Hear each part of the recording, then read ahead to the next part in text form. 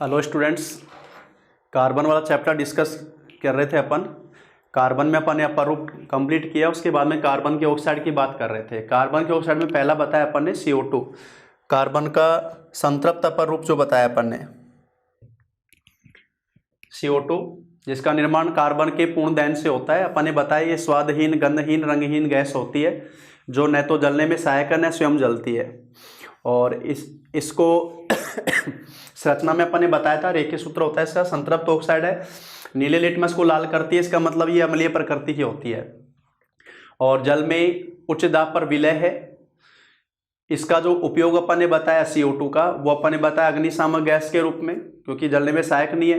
इसी प्रकार से अपन ने बताया प्रकाश संक्रिया में पौधे यूज करते हैं। इसका -78 डिग्री सेंटीग्रेड पर ये ठोस रूप में बदल जाती है, जिसको शुष्क बर्फ कहा जाता है, क्योंकि ये सफ़ेद रंग की बर्फ जैसी हो जाती है। और इसको यूज किया जाता है प्रशीतक के रूप में, कोल्ड स्टोरेज में। इसके अलावा अपन ने डिस्कस किया कि इसको प्रेशर पर, हाई प्रेशर पर जल में घुलनशील रूप में सोडा वाटर बनाने में यूज करते हैं। ये अपन ने बताया CO2 के लिए। दूसरा जो अपर रूप है कार्बन का, कार्बन के ऑक्साइड में दूसरा कार्बन मोनोऑक्साइड। पहला पढ़ा अपन ने कार्बन डाइऑक्साइड, जो अपन ने कंप्लीट किया कार्बन डाइऑक्साइड। और अब जो बात करने जा रहे हैं अपन कार्बन मोनोऑक्साइड। कार्बन मोनोऑक्साइड, और कार्बन मोनोऑक्साइड की बात करें, इसका जो निर्माण होता है वो कार्बन के अपूर्ण दहन से होता है।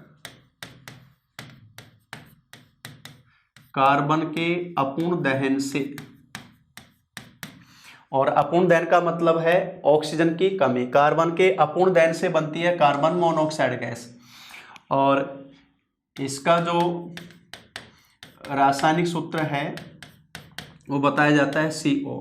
कार्बन के साथ में एक ऑक्सीजन, मोनोऑक्साइड, तो इसमें ये बोला जाता है इसका असंतृप्त ऑक्साइड, क्योंकि यहाँ ये बोला जाता है कौन सा भी, असंतृप्त ऑक्साइड बोला जाता है। एकाकी इलेक्ट्रॉन युग्म कार्बन की तरफ से ऑक्सीजन को दिया जाता है, तो इसमें इसकी जो स्थिति बताई जाती है असंतृप्त ऑक्साइड, कार्बन की वैलेंसी पूर्ण नहीं होती है। इसके अगर गुणों की बात करें अपन, कार्बन मोनोऑक्साइड के गुणों की बात करें तो ये बोली जाती है रंगहीन, दम घोटो,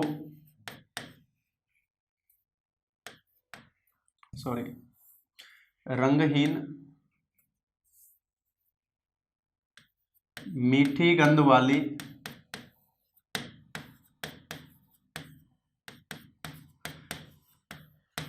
स्वादहीन गैस।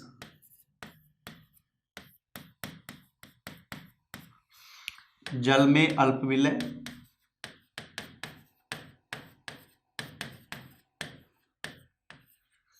वायु से हल्के,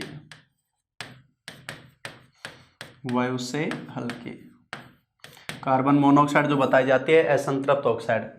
यही यहाँ जो अपन ने बताया था, एक अपन पढ़ते हैं कि अगर बंद कमरे में अंगीठी जलाकर सोने से व्यक्ति की मृत्यु का कारण बन जाता है। कई बार बंद कमरे में अंगीठी में अपन ने जलाया कोयला जलाया, बंद कमरे में जलाया, तो वह अपूर्ण दहन से बनी कार्बन मोनोऑक्साइड।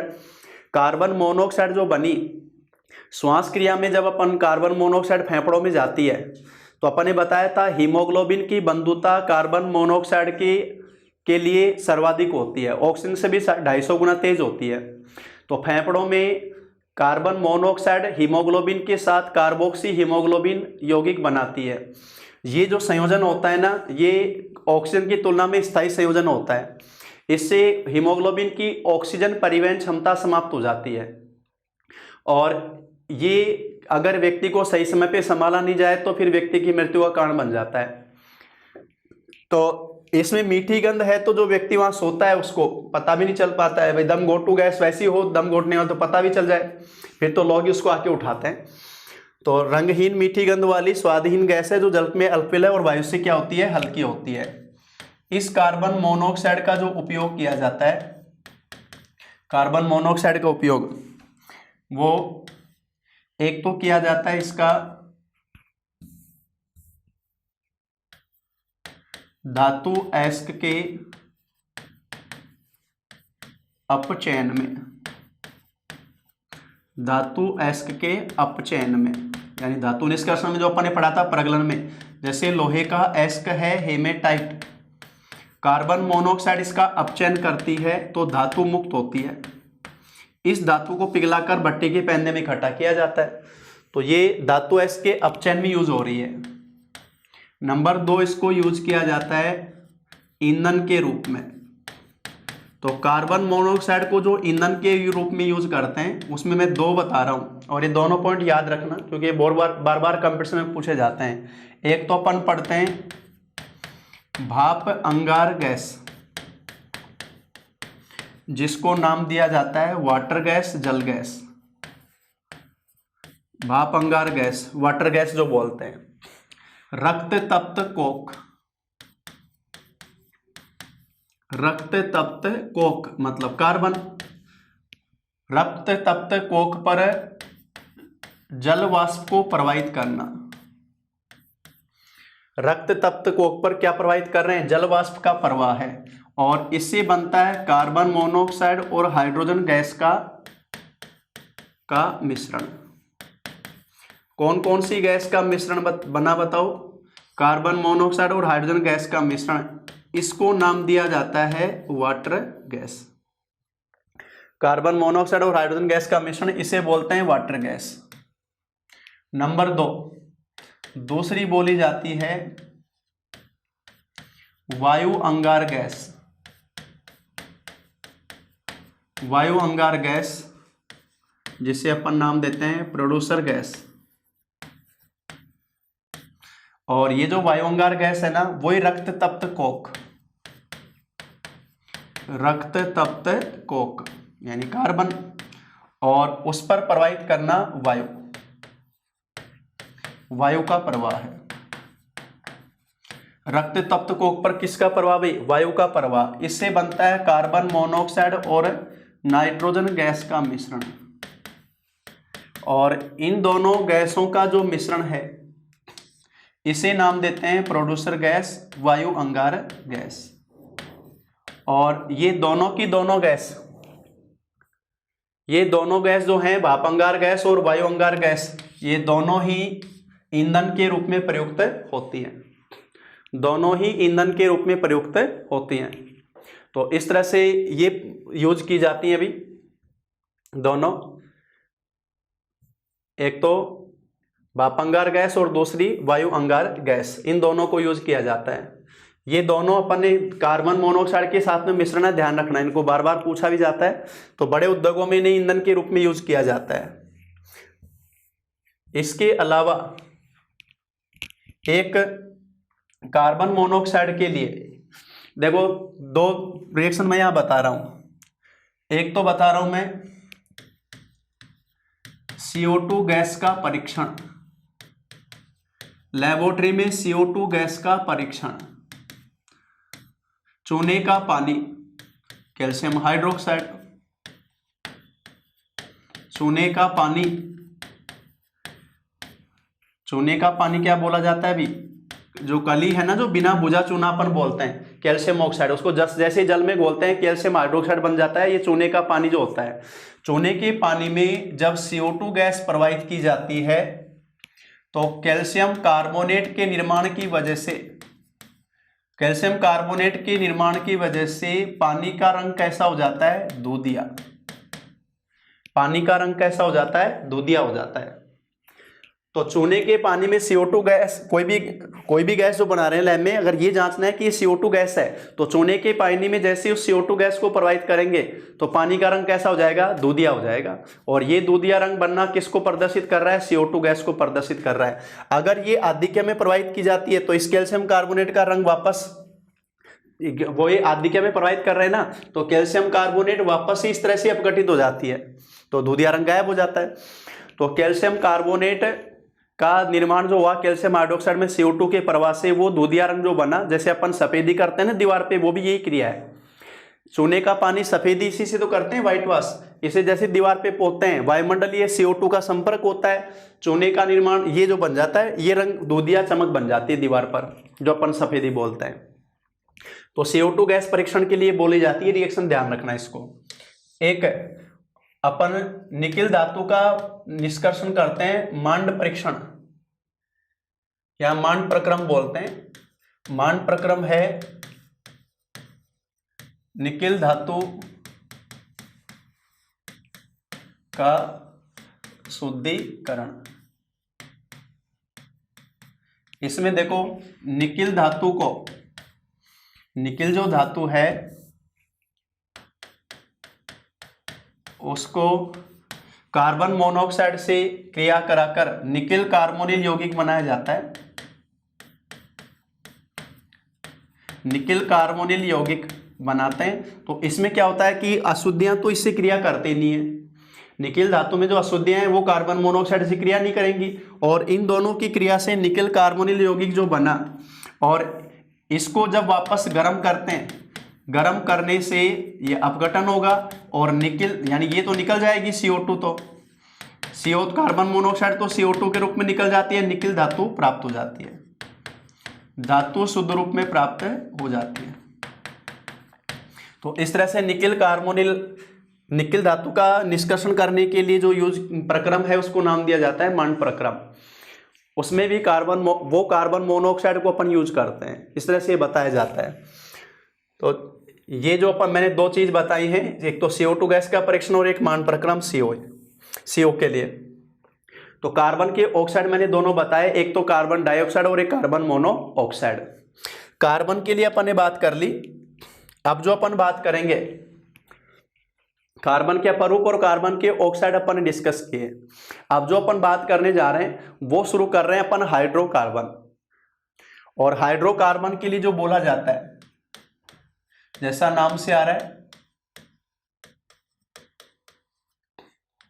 हाइड्रोकार्बन होंगे यौगिक, और जैसा इनके नाम से आ रहा है, कार्बन व हाइड्रोजन से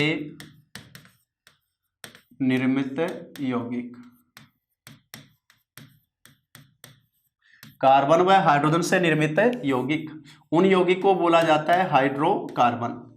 एक अपन बोलते हैं कार्बनिक यौगिक, कार्बन हाइड्रोजन, इसके अलावा मुख्य रूप से ऑक्सीजन सल्फर नाइट्रोजन ज्यादातर यही आते हैं, वो सारे कार्बनिक यौगिक हैं। तो कार्बनिक यौगिक में एक कार्बन हाइड्रोजन के अलावा ऑक्सीजन, नाइट्रोजन, सल्फर आदि कुछ प्रमुख तत्व भी मौजूद रहते हैं कार्बनिक यौगिकों में। अकार्बनिक यौगिकों का निर्माण अनेक प्रकार के तत्वों से होता है। तो कार्बन और हाइड्रोजन से निर्मित यौगिक जो हैं वो नाम क्या दिया जाता है, हाइड्रोकार्बन यौगिक, उनको हाइड्रोकार्बन यौगिक कहा जाता है।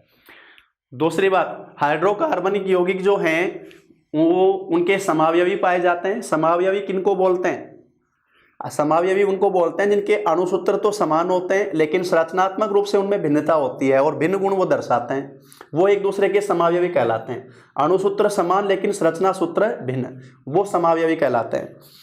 इसके अलावा हाइड्रोकार्बन जो यौगिक हैं इनको सबको जलाने से क्या मुक्त होती है, CO2 गैस मुक्त होती है और जल की प्राप्ति होती है। ये ईंधन के रूप में काम करते हैं, सारे के सारे हाइड्रोकार्बन जो यौगिक होते हैं ईंधन के रूप में काम करते हैं, CO2 गैस इनसे मुक्त होती है। हाइड्रोकार्बन यौगिक जो हैं कार्बन और मूल रूप से उन पर हाइड्रोजन के संयोग से बनते हैं। इन हाइड्रोकार्बन यौगिक का जो वर्गीकरण किया जाता है,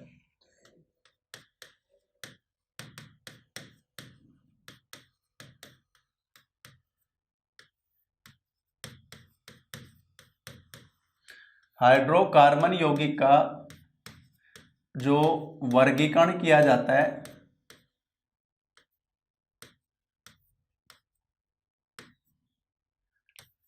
ध्यान दो इसमें, इनका पहला जो वर्गीकरण किया जाता है, एक तो बोला जाता है इनको अचक्रीय यानी श्रृंखला वाले, और एक बोला जाता है चक्रीय।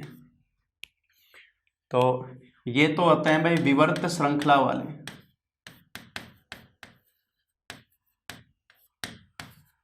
अचक्रीय जो होते हैं विवर्त श्रृंखला वाले, और ये जो अचक्रीय हैं चक्रीय जो होते हैं वो सैवरंत श्रृंखला वाले, बंद चैन। भाई इनमें जो चैन है वो खुली होती है, इसलिए तो अचक्रीय बोल रहे हैं, और चक्रीय का मतलब जिनकी चैन बंद हो गई वो आ गए। अब ये जो अचक्रीय है ना, इनमें एक तो नाम दिया जाता है संतृप्त, जिसमें आते हैं एल्केन, संतृप्त, और दूसरा नाम दिया जाता है असंतृप्त, और असंतृप्त में आते हैं भाई एल्किन और एल्काइन, एल्किन व एल्काइन, ये दोनों इसमें सम्मिलित है।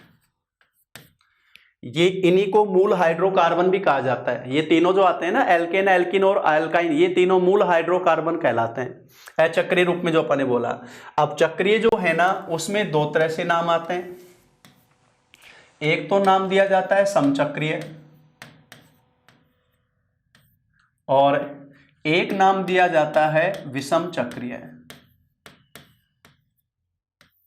क्या क्या नाम दिखा हुआ है बताओ, मैंने क्या क्या लिखा, समचक्रीय और विषम चक्रीय। समचक्रीय का मतलब जिसमें केवल कार्बन हाइड्रोजन वाले परमाणु मौजूद हैं, वो तो समचक्रीय में आएंगे। विषम चक्रीय में मूल हाइड्रोकार्बन जो हो गए कार्बन हाइड्रोजन, उसके अलावा विषम परमाणु भी होते हैं। तो समचक्रीय में और विषम चक्रीय दो नाम दिए जाते हैं। अब जो समचक्रीय है ना, उन समचक्रीय में दो वर्गीकरण करते हैं, एलिसाइक्लिक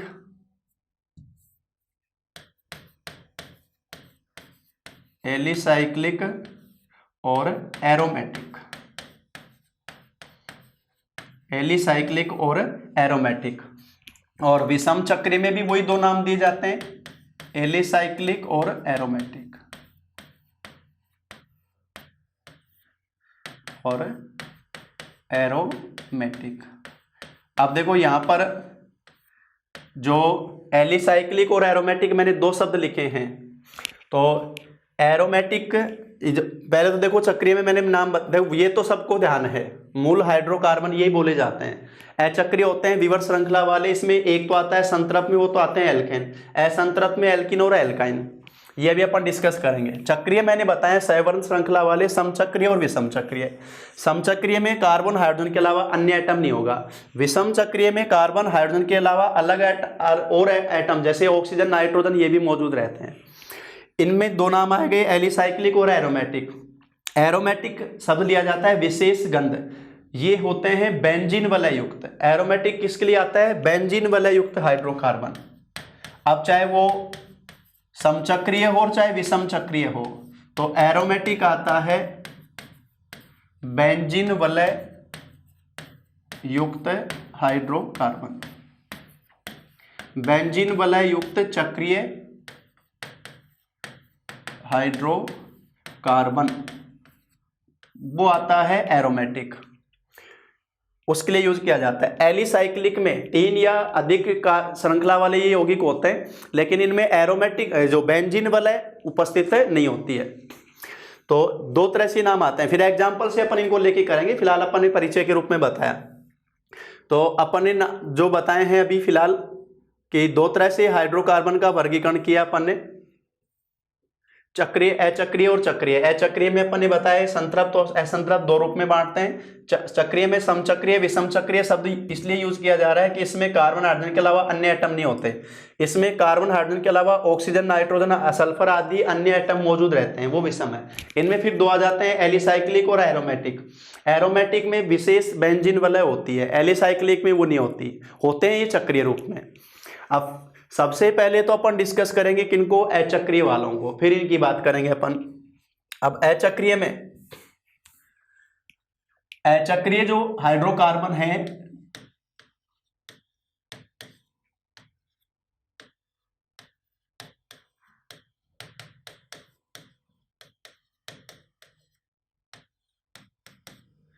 अचक्रीय हाइड्रोकार्बन, इसमें सबसे पहले अपन बात कर रहे हैं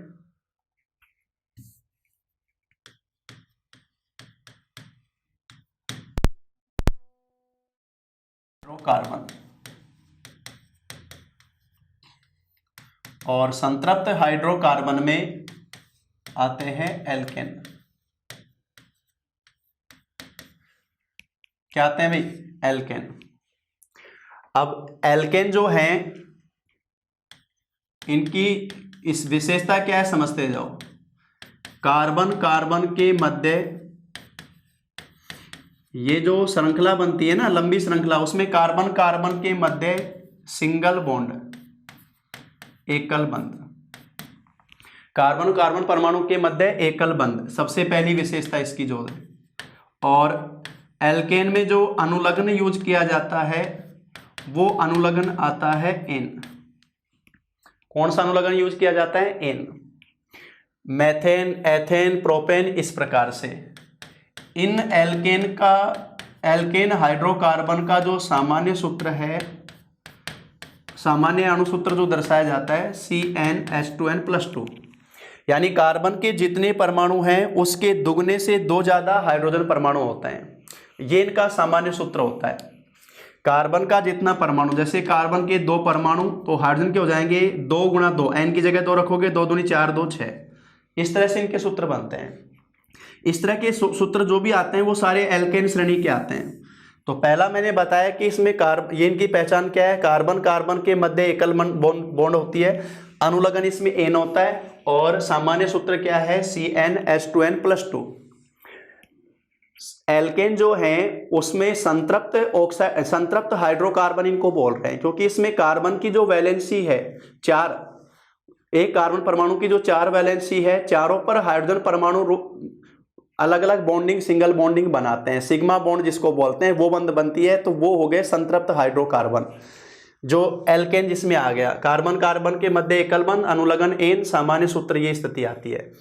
अब इस जो मैंने बताया इसके अगर कुछ एग्जाम्पल की बात करें, अगर कार्बन का एक परमाणु तो हाइड्रोजन के हो गए 2 × 2 = 2 4। अगर कार्बन के 2 परमाणु तो हाइड्रोजन के हो गए 2 दूनी 4, 2 6। अगर कार्बन के 3 तो 3 दूनी 6, 2 8। इस तरह से ये इसके एग्जाम्पल बनते हैं एल्केन के। फिलहाल अपन कुछ इनके सामान्य परिचय बता रहे हैं, फिर इनके नाम, इनका जो नाम लिखा जाता है सूत्र का वो बताएंगे। तो सीधी श्रृंखला में, विवर्त श्रृंखला वाले में पहला संतृप्त हाइड्रोकार्बन अपन ने डिस्कस किया है एल्केन। अब बात करेंगे अपन असंतृप्त की, असंतृप्त हाइड्रोकार्बन। और असंतृप्त हाइड्रोकार्बन में 2 आते हैं, एक तो एल्कीन और एक आता है एल्काइन। तो पहले अपन बात करेंगे एल्कीन। एल्कीन में देखो कार्बन कार्बन, कार्बन कार्बन के मध्य द्विआबंध की उपस्थिति, द्विआबंध पाई जाती है, डबल बॉन्ड पाई जाती है। ध्यान रखना, यहां जो मैंने बोला है कि ये जो एल्कीन जो असंतृप्त हाइड्रोकार्बन है, इसमें श्रृंखला में कहीं पर भी, ये जरूर नहीं पूरी श्रृंखला में हर जगह डबल बॉन्ड है, श्रृंखला में कहीं भी, कहीं पर भी 2 कार्बन के मध्य डबल बॉन्ड पाई जाती है, वो स्थिति होती है एल्कीन की। जैसे अपन ये लिखें कि ये 4 परमाणु है, तो यहां हो गई, यहां न होकर यहां हो गई, यहां हो गई, कहीं पर भी डबल बॉन्ड आएगी, वो जो स्थिति है उसको बोला जाता है एल्कीन, द्विआबंध पाई जाती है। नंबर 2, इसका जो अनुलग्न है, अनुलग्न बोलते हैं भाई सफिक्स बाद में जुड़ने वाला, इसका अनुलग्न होता है, जैसे उच्चारण से आ रहा है एल्कीन, तो इसका अनुलग्न जोड़ा जाता है ईन।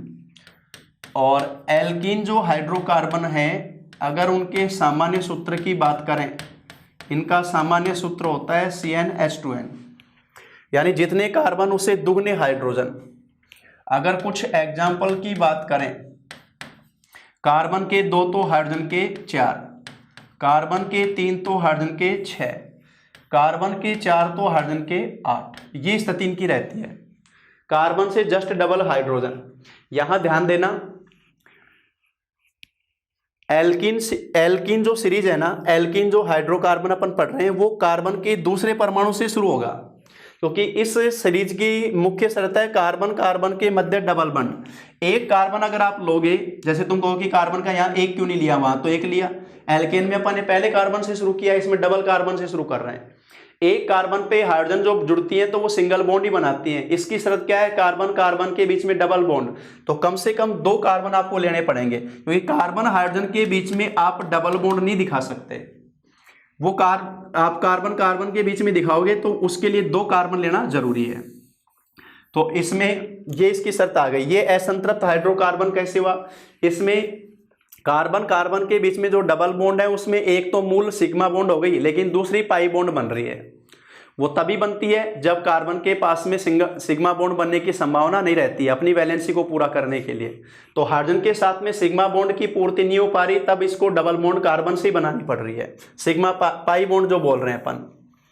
तीसरी इसी में जो दूसरी है, असंतृप्त हाइड्रोकार्बन में दूसरा बोला जाता है एल्काइन, और मूल रूप से हाइड्रोकार्बन की ये तीसरी सीरीज हो गई, एल्काइन जो हाइड्रोकार्बन हो गए। और इसकी शर्त क्या है कि जो श्रृंखला होगी उसमें कार्बन कार्बन के मध्य त्रिआबंध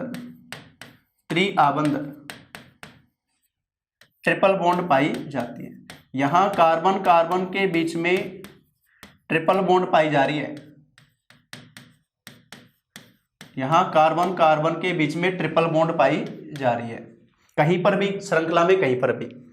जैसे ये कार्बन दिखा रहे हैं अपन, तो कहीं पर भी जैसे यहां आ गई ट्रिपल बॉन्ड, यहां की या यहां आ गई, श्रृंखला में कहीं पर भी एक ट्रिपल बॉन्ड होगी, वो एल्काइन की स्थिति आती है।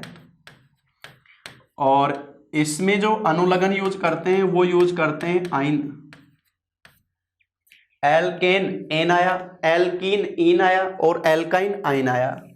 और इस सीरीज का जो सामान्य सूत्र है, एल्काइन सीरीज का जो सामान्य सूत्र होता है वो होता है CnH2n-2। ये स्थिति है, ये इसका सामान्य सूत्र है। अगर इसके कुछ एग्जाम्पल की बात करें, अब बताओ यहां पर भी शर्त क्या है, एल्काइन सीरीज में कहीं पर भी ट्रिपल बॉन्डिंग होगी, तो यहां पर भी ट्रिपल बॉन्ड अपन कार्बन और कार्बन के बीच में दिखा पाएंगे। तो यहां पर भी ये सीरीज भी दूसरे का नंबर ऑफ कार्बन 2 तो चाहिए, उसमें दूसरे कार्बन से शुरू होगी। तो अगर 2 कार्बन लोगे तो हाइड्रोजन कितने होंगे, 2 दूनी 4 में से 2 कम कर दो।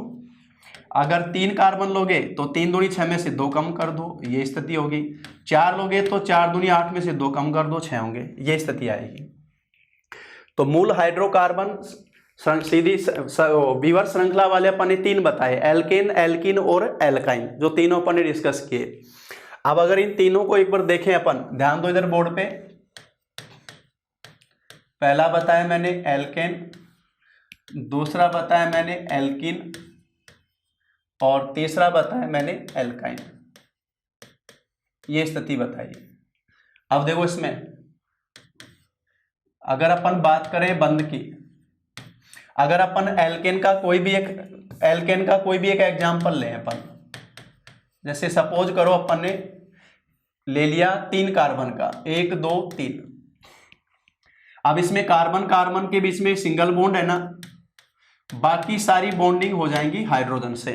ये सब पे कौन संयुक्त होगा, हाइड्रोजन संयुक्त होगा। तो अगर 3 कार्बन है, 1 2 3, तो हाइड्रोजन बताओ 1 2 3 4 5 6 7 8 हाइड्रोजन हुए। तो इसका मतलब 3 दूनी 6 और प्लस 2 8 हाइड्रोजन।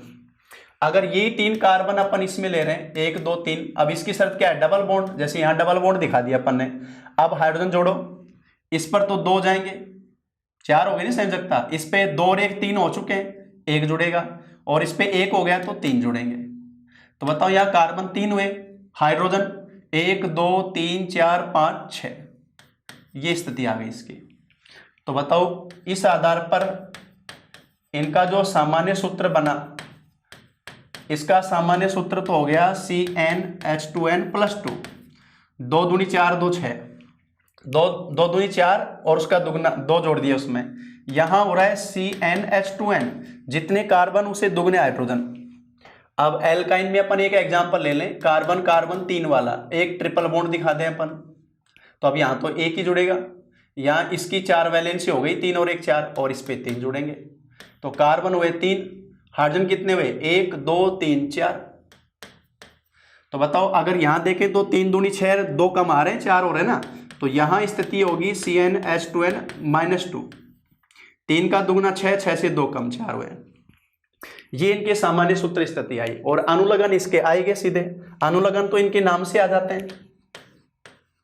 अगर अपन तीनों का अनुलग्न बोलेंगे तो बताओ इसमें तो क्या आएगा, इन एल्केन, इसमें आएगा इन एल्किन, और इसमें आएगा आइन एल्काइन, ये इनके अनुलग्न आएंगे।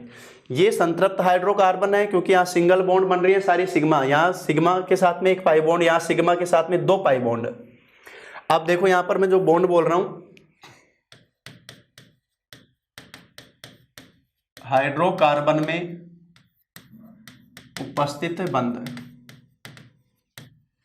हाइड्रोकार्बन में उपस्थित बंध, इसमें एक तो बोलते हैं भाई सिग्मा बंध, जो इस प्रकार से दर्शाते हैं, और दूसरी बोलते हैं अपन पाई बंध, इस प्रकार से दर्शाते हैं। सिग्मा बॉन्ड और पाई बॉन्ड किसी भी हाइड्रोकार्बन में, जैसे मैं एक क्वेश्चन लेके कर रहा हूं, एक प्रश्न लेकर इसको बता रहा हूं, निम्न सूत्र में, निम्न हाइड्रोकार्बन में, निम्न हाइड्रोकार्बन में सिग्मा व पाई बंध की संख्या बताइए। सिग्मा व पाई बंध की संख्या बताइए। क्या लिया अपन ने, हाइड्रोकार्बन, एक सूत्र लिख रहा हूं मैं,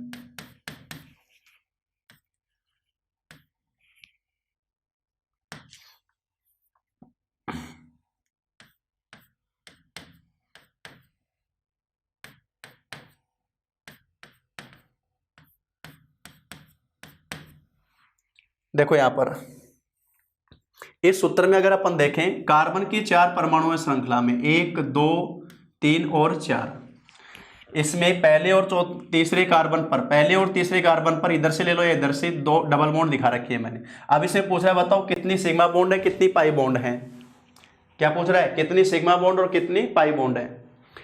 ध्यान रखना, हमेशा हाइड्रोकार्बन में कार्बन कार्बन के बीच में हमेशा पहले बॉन्ड बनती है सिंगल, उसके बाद में पाई बॉन्ड। पाई बॉन्ड बनने के लिए पहले सिग्मा बॉन्ड का बनना जरूरी है, और सिग्मा बॉन्ड बनती है SS उपकोष के मध्य अतिव्यापन से। PP उपकोष में पार्श्व अतिव्यापन से पाई बॉन्ड बनती है। अब यहां पर कार्बन जैसे ये जो कार्बन हाइड्रोजन के बीच में है, बताओ कौन सी बॉन्ड है, ये सिग्मा है, ये भी सिग्मा है, पहली सिंगल जो बने, इसमें एक सिग्मा और एक है पाई। अगर डबल बॉन्ड है तो एक सिग्मा एक पाई, बताओ ये भी सिग्मा, ये भी सिग्मा, ये भी सिग्मा, ये एक सिग्मा और एक पाई, यहां पर ये सिग्मा और ये सिग्मा। अब काउंट कर लो, तो सिग्मा बॉन्ड कितनी हुई, 1 2 3 4 5 6 7 8 9, सिग्मा बॉन्ड की संख्या हुई 9। यहां सिग्मा बंध कितनी आ रही है भाई, 9। और अगर पूछे पाई बंध कितनी है, तो पाई बंध हो गई इसमें 2 ही तो पाई बंध आ रही है, ये स्थिति।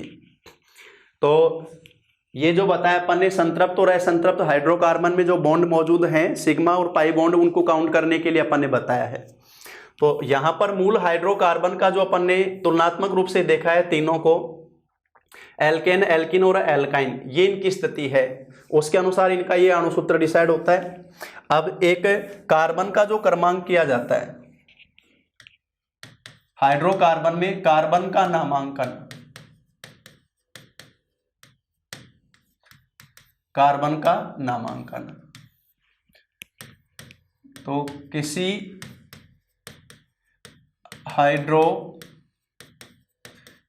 हाइड्रोकार्बन यौगिक में, किसी हाइड्रोकार्बन यौगिक में कार्बन का नामांकन 4 प्रकार, कार्बन का नामांकन 4 प्रकार से होता है। किसी भी हाइड्रोकार्बन में 4 प्रकार के कार्बन की संभावना रहती है। समझो यहां पर एक एग्जांपल से लेके मैं बता रहा हूं। अब जैसे ये एक मैंने एग्जांपल लिया है,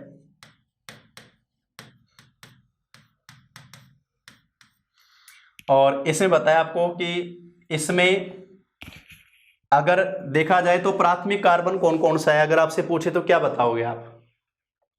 देखो प्राथमिक कार्बन किसको कहेंगे?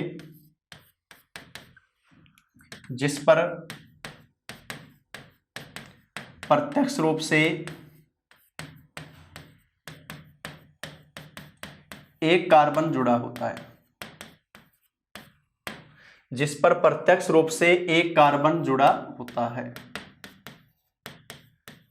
वो होता है भी प्राथमिक कार्बन। बताओ यहां प्राथमिक कार्बन की संख्या कितनी है? इस कार्बन पर प्रत्यक्ष रूप से एक ही कार्बन जुड़ा हुआ है। इस तरह से मैं लिख देता हूं इसको। प्रथम कार्बन, इस कार्बन पर भी प्रत्यक्ष रूप से एक ही कार्बन जुड़ा हुआ है, इस कार्बन पर भी प्रत्यक्ष रूप से एक कार्बन जुड़ा हुआ है, इस पर भी प्रत्यक्ष रूप से एक कार्बन जुड़ा हुआ है, और इस पर भी प्रत्यक्ष रूप से एक कार्बन जुड़ा हुआ है। तो यहां प्राथमिक कार्बन की संख्या कितनी हुई? 1 2 3 4 5। समझ रहे हो? अब द्वितीयक कार्बन, ये तो बताया अपन ने प्राथमिक कार्बन, अब अपन बात कर रहे हैं द्वितीयक कार्बन। जिस कार्बन पर प्रत्यक्ष रूप से 2 कार्बन परमाणु जुड़े होते हैं।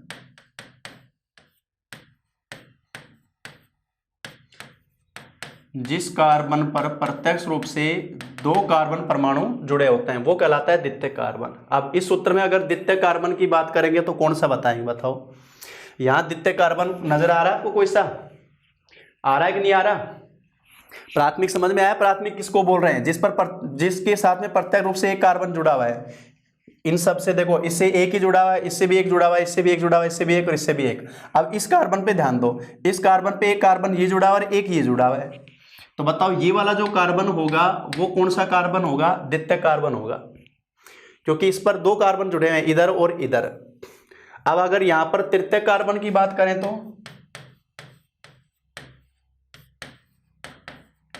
अगर बात करें अपन तृतीयक कार्बन, तो इसको किस तरह से बताएंगे अपन? जिस कार्बन पर प्रत्यक्ष रूप से 3 कार्बन परमाणु जुड़े होते हैं, 3 कार्बन परमाणु जुड़े होते हैं। जिस कार्बन पर प्रत्यक्ष रूप से 3 कार्बन जुड़े होते हैं वो तृतीयक कार्बन परमाणु है। बताओ इसमें तृतीयक कौन सा हुआ? इस वाले पे ध्यान दो, थर्ड कार्बन। देखो इस कार्बन से एक तो ये जुड़ा हुआ है, एक ये जुड़ा हुआ है, एक ये जुड़ा हुआ है, तो ये कौन सा कार्बन हुआ भाई? थर्ड कार्बन हुआ। और अगर इसमें चतुर्थ कार्बन देखें तो अपन चतुष्क कार्बन अगर देखा जाए तो उसके लिए क्या बोला जाएगा कि जिस कार्बन पर प्रत्यक्ष रूप से 4 कार्बन परमाणु जुड़े होते हैं, जिस कार्बन पर प्रत्यक्ष रूप से 4 कार्बन परमाणु जुड़े होते हैं वो कहलाएगा चतुष्क कार्बन। और यहां पर इस एग्जाम्पल की अगर अपन बात करें, इस एग्जाम्पल की बात करें तो ये चतुष्क कार्बन है, क्योंकि इस कार्बन से 4 कार्बन परमाणु जुड़े हुए हैं, 1 2 3 और इधर चौथा ये। तो प्राथमिक कार्बन, द्वितीयक कार्बन, तृतीयक कार्बन और चतुष्क कार्बन, 4 स्थिति होती हैं। प्राथमिक कार्बन जिस पर प्रत्यक्ष रूप से एक कार्बन जुड़ा हो, द्वितीयक कार्बन जिस पर प्रत्यक्ष रूप से 2 कार्बन जुड़े हो, तृतीयक कार्बन जिस पर प्रत्यक्ष रूप से 3 कार्बन जुड़े हो, और चतुष्क कार्बन जिस पर प्रत्यक्ष रूप से 4 कार्बन परमाणु जुड़े होते हैं, वो चतुष्क कार्बन परमाणु कहलाता है। तो ये जो स्थिति अपन ने बताई अभी हाइड्रोकार्बन के लिए, मूल हाइड्रोकार्बन का परिचय और उसमें कार्बन परमाणु की संख्या जो अपन ने बताई। अब मूल हाइड्रोकार्बन का नामकरण, हाइड्रोकार्बन का नामकरण, मूल हाइड्रोकार्बन का जो नामकरण किया जाता है उसमें देखो 2 शब्द आते हैं, एक तो पूर्व लग्न प्रीफिक्स और एक आता है अनुलग्न सफिक्स, प्रीफिक्स और सफिक्स, प्रीफिक्स और सफिक्स, पूर्व लगन और अनुलगन 2 आते हैं इसमें। पूर्व लगन डिसाइड होता है कार्बन परमाणु संख्या के आधार पर, पूर्व लगन किससे डिसाइड होता है? कार्बन परमाणु संख्या के आधार पर। और अनुलगन कार्बन कार्बन के मध्य उपस्थित बंध के आधार पर, कार्बन कार्बन के मध्य उपस्थित बंध के आधार पर वो बनता है अनुलगन। पूर्व लगन और अनुलगन, कार्बन परमाणु संख्या के आधार पर पूर्व लगन डिसाइड होता है और बॉन्ड जो है उसके आधार पर अनुलगन। जैसे अभी अपने बताया था सिंगल बॉन्ड है तो एन, डबल बॉन्ड है तो इन, ट्रिपल बॉन्ड है तो आइन। पहले अपन पूर्व लगन की बात कर लें। कार्बन परमाणु संख्या, कार्बन का परमाणु 1 है तो मेथ, 2 है तो एथ, 3 है तो प्रोप, 4 है तो ब्यूट, 5 है तो पेंट, 6 है तो हेक्स, 7 है तो हेप्ट, 8 है तो ऑक्ट,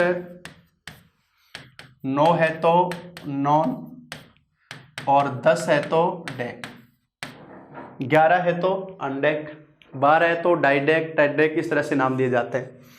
तो meth, eth, prop, but, pent, hex, hept, oct, non और डेक, ये एक जो अपने सामान्य विज्ञान में लेते हैं 10 अपने लिखे हैं।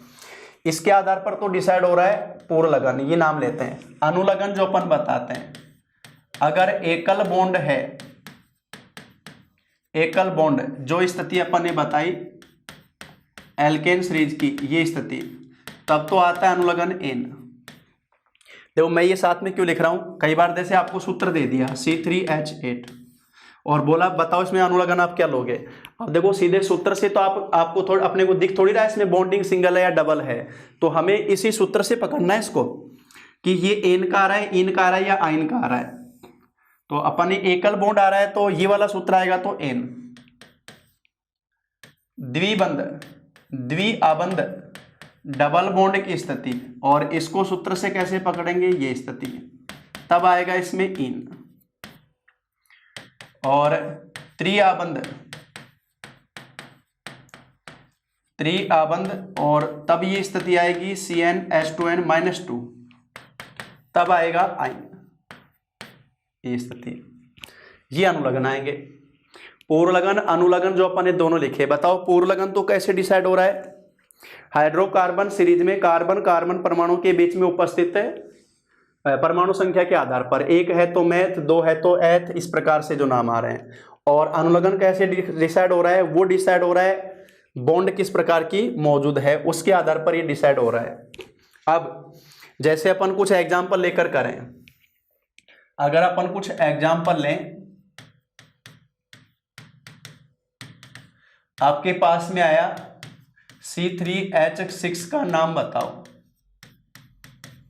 अब बताओ इसमें C3H6, तो सबसे पहले देखो कार्बन के परमाणु कितने हैं? 3 हैं। कार्बन परमाणु 3 है तो पूर्व लगन क्या लिखेंगे?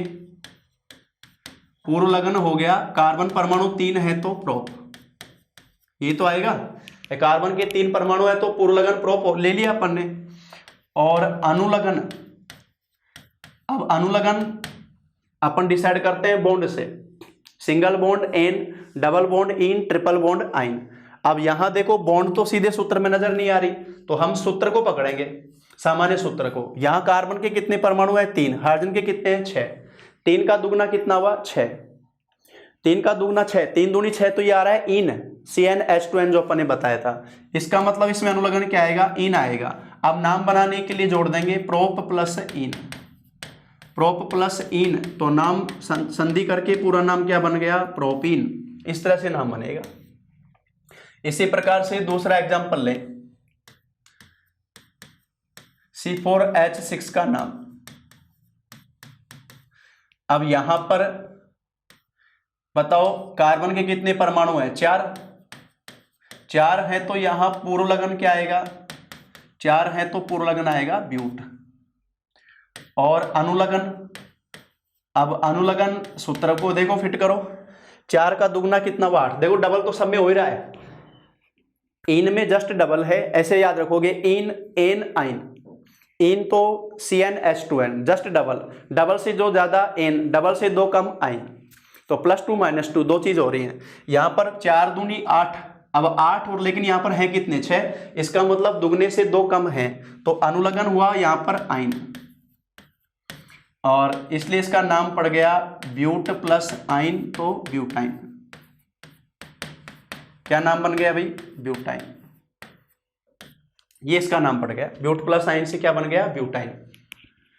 तो इस तरह से जोड़कर ये नाम बनाया जाता है। उसके बाद में देखो और एग्जांपल ले रहे हैं अपन, जैसे अपन ले रहे हैं C5H10 का नाम। अब यहां पर कार्बन कितने हैं 5, तो पूर्व लगन क्या आएगा, यहां पर कार्बन 5 है तो पेंट आएगा। और अनुलगन, अनुलगन डिसाइड करो, 5 दूनी 10, जस्ट डबल ही तो हो रहे हैं, डबल हो रहे हैं तो इन, तो पेंट प्लस इन, ये नाम बन जाएगा। नाम क्या बन जाएगा, पेंट प्लस इन, तो क्या नाम बन गया अभी, पेंटीन। कौन कौन यूज करता है, पेंटीन शैम्पू कौन कौन यूज करता है।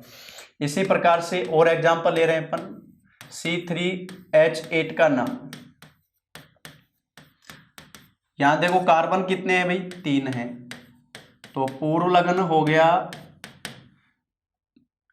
3 है तो क्या आएगा प्रोप, और अनुलग्न निकालो। अब अनुलग्न के लिए 3 दूनी 6 और 2 ज्यादा हो रहे हैं, तो इसका मतलब आएगा n, तो prop plus n, prop plus n, तो ये नाम बन गया प्रोपेन।